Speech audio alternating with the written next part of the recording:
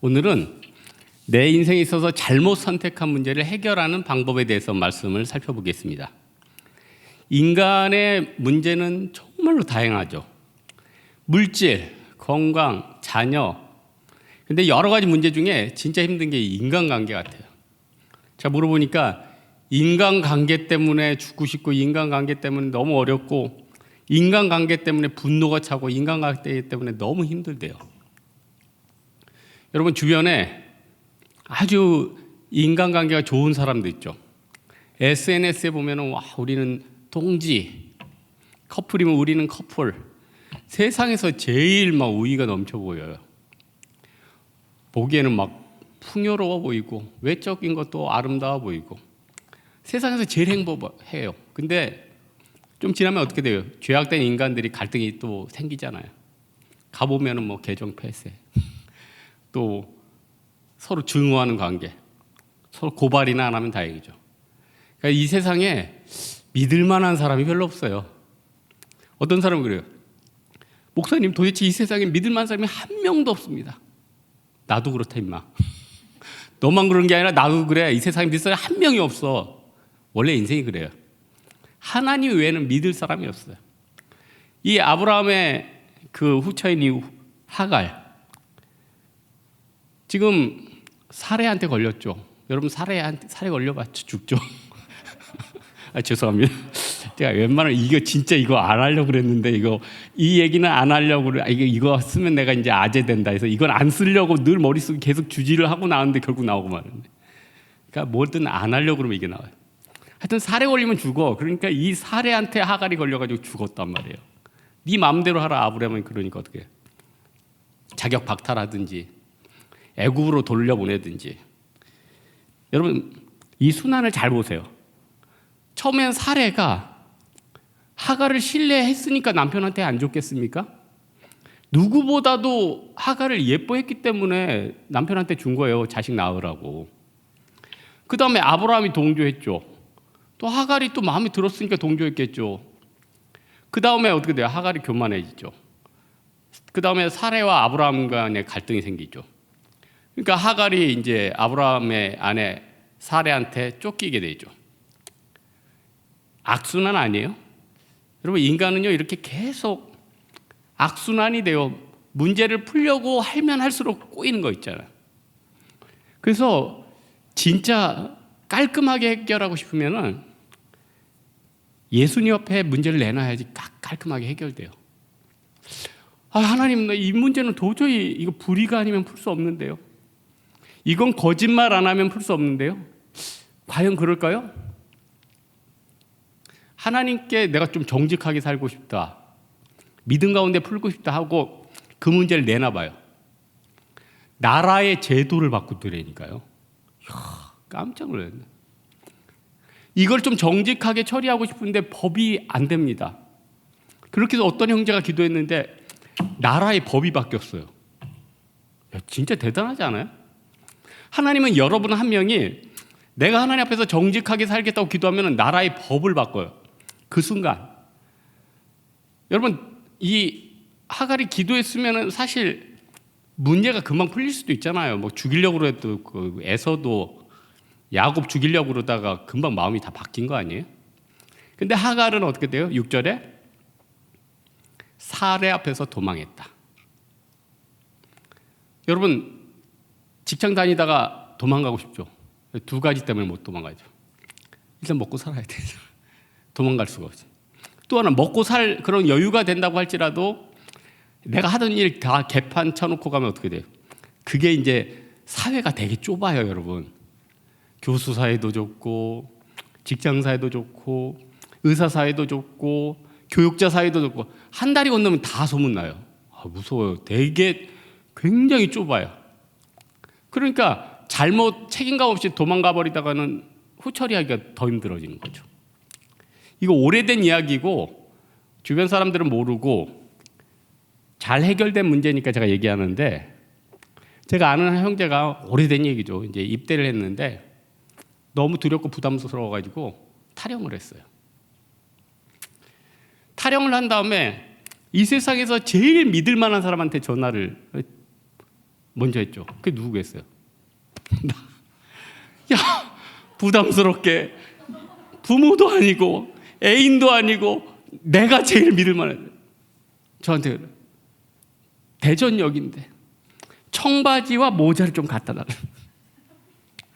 야, 미치겠어.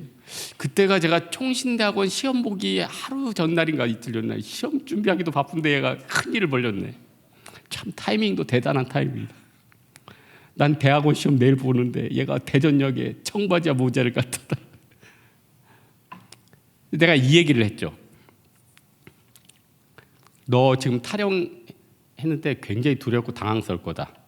근데 내가 한마디만 할게. 네가 너를 잡아가지고 너를 중징계해서 좋아할 사람은 아무도 없다. 니네 부대장은 네가 돌아오기만 정말 학수고대할 거다. 왜냐? 타령하면 그 부대장부터 징계받거든요. 사단장부터 난리 나거든요.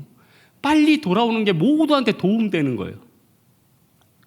야, 너 혹시 이게 또 단검을 하나 가져오면 또 그게 무장타령이 돼요. 아무것도 안 가져왔지. 다행이다. 빨리 돌아가라.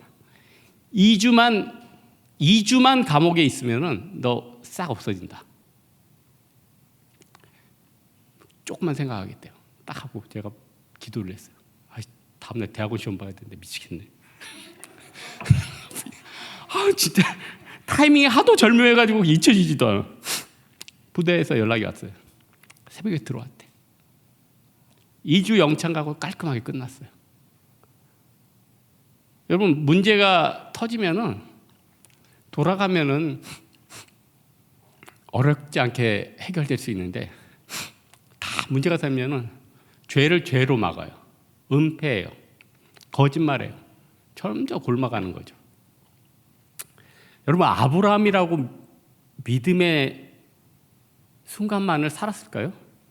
오늘 본문을 제가 17장 1절, 여러분 이상하게 끊겼죠. 16장에 끝나야 되는데 왜 17장 1절 그래요? 17장 1절이 저한테 너무 많은 인사이트를 주는 거예요.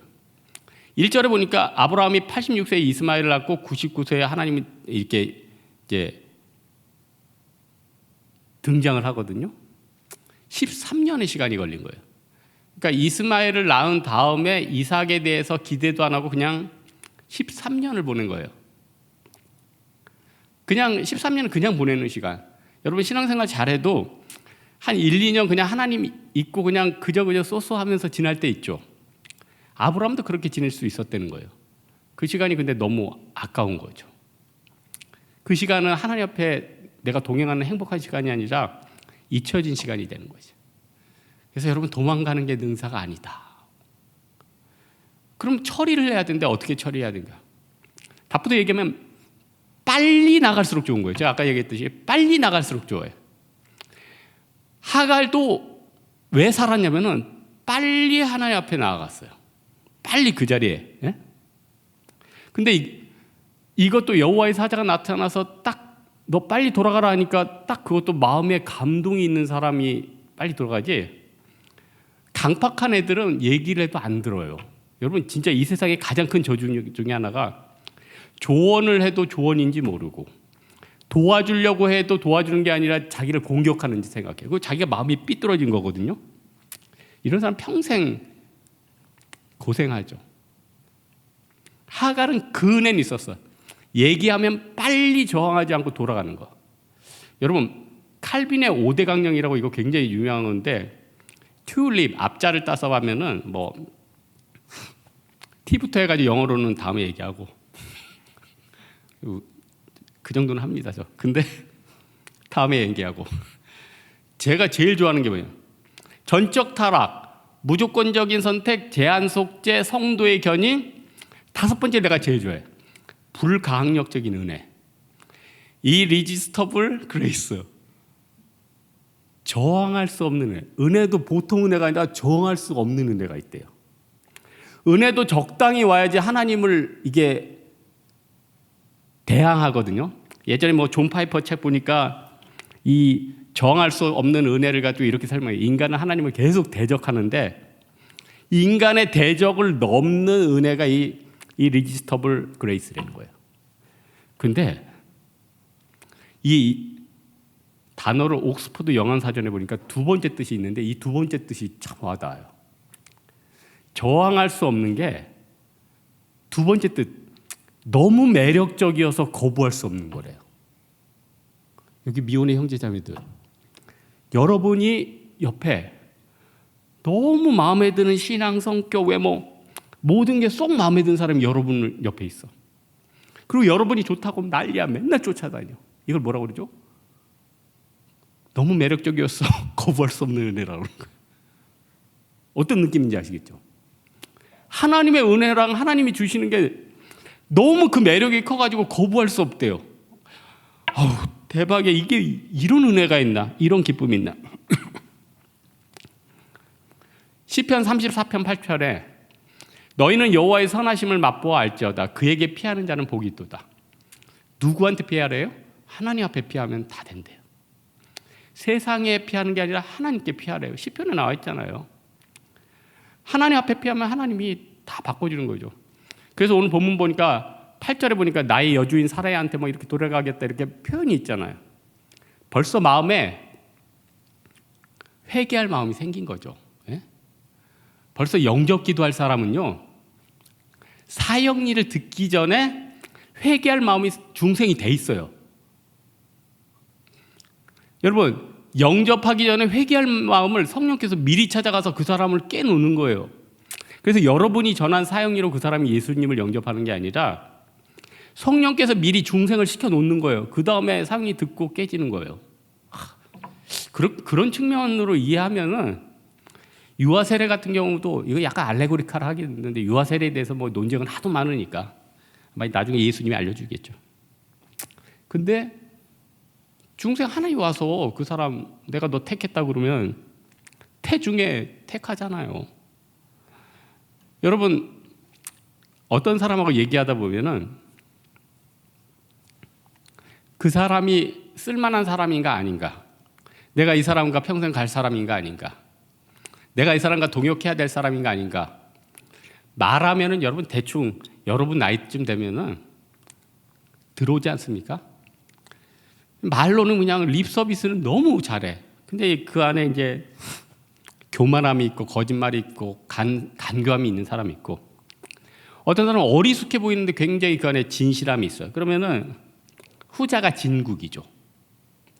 그러니까 여러분, 아시아 대륙을 처음 발견한 게 콜롬보인데 다른 왕들은 다 이 사람이 제안하는 걸 다 미쳤다고 거부를 했는데 스페인 왕과 왕비는 이 사람의 딱 얘기하는 걸 듣고 이 안에 뭐가 있다. 배 3척 내줘. 군대 줘. 그래서 일이 풀리잖아요. 그래서 여러분, 얘기하다 보면 그 사람이 좀 나오는데 중요한 거는 여러분의 지혜로는 안 되는 거죠. 우리 예수님이 분별할 수 있는 은혜를 줘야 되죠. 여러분, 너무 이 세상 살 때 두려움도 많고 걱정도 많은데 걱정하지 마세요. 누가 여러분을 죽이려고 그러죠. 음모를 막 한 100여 명이 여러분 한 명을 죽이려고 음모를 짜요. 하나님이 다 알아요. 한마디로 뒤집어 버려요. 여러분, 직장에서 여러분 자르고 싶었다고 막 여러분 선임과 막 사장님이 안 발버둥을 쳐도 절대로 여러분을 못 잘라. 왜냐? 성도의 생활과 삶과 모든 건 하나님의 눈앞에 있기 때문에 하나님의 결재가 없으면요, 여러분은 머리카락 하나도 떨어지지 않는다는 거예요. 여러분, 가을이라 머리털 많이 떨어지죠. 하나님 허락한 거예요. 그럼 어떻게 안 떨어지게 해달라고 기도하면 되는 거고. 여러분의 모든 인간관계, 교제 모든 거 하나님이 다 역사한다. 그래서 지혜는 뭐냐? 빨리 회개하는 거. 회개는 언제 해야 되죠? 바로. 끌 필요가 없어요. 바로. Right now. 마샹, 중국어로 마샹, 말 위에. 바로 하라는 거예요. 바로. 그럼 바로 회복돼요. 그래서 하갈은요, 9절에 보니까 원위치로 돌아왔죠. 근데 이 하갈과 같은 흐름을 어디서 보이냐면은 신약의 오네시모도 도망갔다가 이제 돌아온 거 아니에요? 돌아오니까 어떻게 해요? 문제 다 해결됐잖아요. 네? 다 해결됐잖아요. 그러니까 여러분, 하갈이 언제 자기가 이렇게 나락으로 떨어진 거죠? 교만한 거. 여러분, 하나님은요, 겸손한 사람을 진짜 좋아해. 약자를 사랑하는 걸 정말 좋아해요. 갑질하는 거, 미워하는 거, 함부로 얘기하는 거, 내가 힘으로 저 사람 누르는 거 제일 싫어요. 그럼 여러분은 과연 여러분보다 약한 사람 격려하고 있습니까? 혹시 마음으로 무시하고 있는 거 아니에요? 저는 기본적인 마인드가 성도분들은 나보다 다 존귀하다고 그렇게 밑으로 깔아요. 이것도 교만인가? 내가 섬겨야 될 너무나도 고귀한 분이다. 그러니까 여러분을 보면은 마음이 편안하고 좋은 거죠. 근데 뭐 쥐뿔도 없으면서 내가 목사인데 하면 어떻게 돼요? 벌써 내 마음이 불편해지는 거죠. 마음속에 영적인 기름기가 끼는 거죠. 바닥으로 돌아가요. 항상 바닥. 그래서 제가 유튜버 중에 코로나니까 뭐 어디 못 다니니까 여행 유튜버들 많잖아요. 뭐 국내 어디 돌아다니고 해외 여기 돌아다니고. 내가 어떤 유튜버 봤는데 진짜 걔는 돈도 없이 진짜 몸으로 가가지고 진짜 세계 곳곳에 가서 여행을 하는 거예요. 현지인 만나서 위험에도 무릅쓰고 막 이상한 것도 먹고 벌레와 자기도 하고 너무 재밌더라고요. 근데 놀랐어요. 코로나 여파인지 두세 달 전에 구독자가 내가 볼 때 한 3만이었는데 90만 명이 됐어. 와, 대박이지. 한 석 달? 아유 부러워. 우리 유튜버 됩시다. 우리에게 달려갈 주위에 스케 봐도 사명은 유튜버예요. 우리 성교 열심히 다녀가지고. 근데 이상해. 우리 성도들이 하면 유튜버가 잘 안 돼.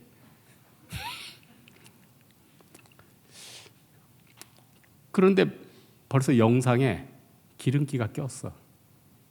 좋은 호텔에 자기 시작해. 벌레와 동행하지 않고 호텔 서비스를 받으니까 별로 보기가 싫어. 항상 자기 부인하고 바닥으로 돌아가야지 천국의 영광도 나타나고 우리 예수님과 동행해야지 그 기쁨으로 돌아가게 된다는 거예요.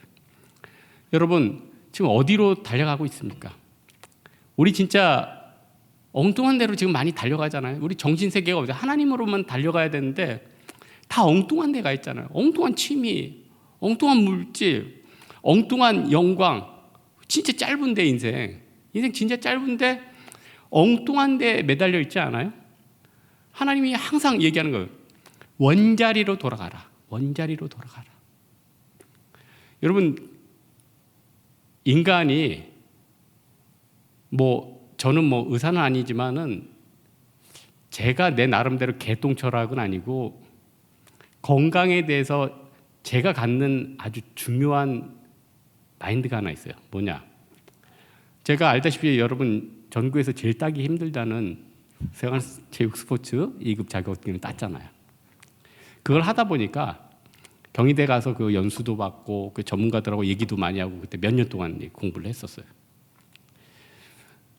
건강하는데 정말 이게 중요하다 생각한 게 하나 있는데 몸이 제 위치에 가 있으면 병은 상당수 다 사라져요.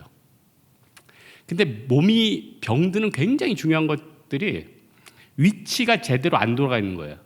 골반이 제대로 안 돌아 있어요. 여러분 대부분 여러분 뒤에서 엉덩이 보세요. 남 엉덩이 보지 말고 다 짝꿍댕이에요. 왜냐? 오른발 쓰니까 오른쪽이 커지는 거거든요. 틀리니까 이게 틀어지는 거죠. 골반부터 틀어지니까 허리 아픈 거죠. 어깨 아픈 거죠. 목은 틸트 되는 거죠. 그런 거 다 제대로 잡잖아요. 건강하게 몸이 하나도 안 아파요. 근데 나는 왜 이렇게 맨날 아프냐고. 나도 원리는 알아. 원리는 아는데 그 아픈 건 또 계속 잡아야 되죠. 그래서 잘못 운동하면은 몸은 더 아픈 거예요. 제 위치를 안 잡고 잘못 운동하면 몸은 더 아픈 거예요. 여러분이 하나님 앞에 돌아가지 않고 세상을 열심히 살면은 더 안 좋아지는 거예요. 여러분이 아무리 노력하고 돈을 모으고 세상을 향해서 열심히 달려도 그 방향은 잘못돼서 더 안 좋아진다니까요. 어떻게 해야 돼요? 원래 모습으로 돌아가는 거예요. 하나님이 주신 그 자리. 그러면 온전히 회복되는 거죠. 오늘 17장 1절에 보니까 너는 내 앞에서 행하라. 직역하면 너는 내 앞에서 걸어가라 이 뜻이에요. 하나님은 우리의 일거수일투족을 다 보기 때문에 내 앞에서 걸어가고 완전하래요. 근데 우리 인간이 완전할 수는 없죠. 우리 맨날 죄 짓잖아요. 오늘 시편 읽다 보니까 나의 죄가 너무 많아서 내 머리카락 수보다 많다이다. 진짜 그렇죠. 우리 죄가 너무 많아서 머리카락보다 많잖아요. 근데 어떻게 완전히 행해요? 완전히 행할 사람 없어요. 맨날 죄 져요. 또 넘어질 거예요. 그럼 회개하면 되죠. 그러나 나는 부족하지만 그래도 정직하게 살려고 하고 믿음 가운데 살려고 하고, 물론 도덕주의자 얘기가 아닙니다. 하나님 앞에서 살려고 하면은 하나님이 그걸 정상 참작한다는 거죠. 기뻐한다는 거죠. 넌 쓸만한 사람이다 이거죠. 너는 내가 참으로 도와주겠다 이렇게 하는 거죠. 너무 좋잖아요. 여러분 또 내일부터 또 힘차게 10월을 살아갈 텐데 아무도 여러분을 건드릴 사람 없습니다. 문제가 뭐예요? 여러분이 자꾸 다른 길로 가는 거예요. 하나님 앞에서 여러분은 평생 안전하게 잘 먹고 잘 사다 갈 수 있어요. 여러분이 뛰쳐나가는 거라니까요. 여러분이 하나님을 거부하는 거라니까요. 다시 원자리로 돌아오면 되잖아요. 예배의 자리로 돌아오면 되잖아요. 겸손의 자리로 돌아오면 되잖아요. 우리 사랑하는 홍대세계 성도들은 예배의 자리, 겸손의 자리, 진리의 자리로 다시 돌아오는 여러분 되기를 주님의 이름으로 축원합니다. 우리 찬양할까요? 일상